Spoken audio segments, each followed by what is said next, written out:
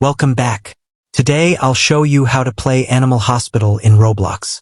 When you join the game, your job is to treat sick animals and help them recover. First, wait for a patient to arrive at the reception desk.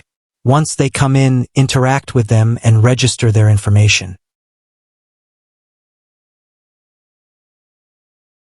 After that, guide the patient to one of the available treatment rooms, such as Room 1, Room 2, or any room that is free.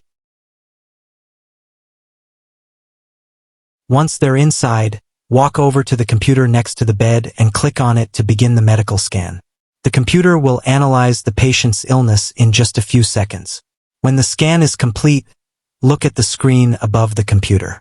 It will display the exact medicine or treatment that the patient needs. Now leave the room and head to the medicine storage area.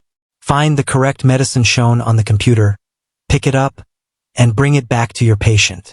Give the medicine to the patient, and after a few moments they'll recover. Thank you for your help, and leave the hospital happily.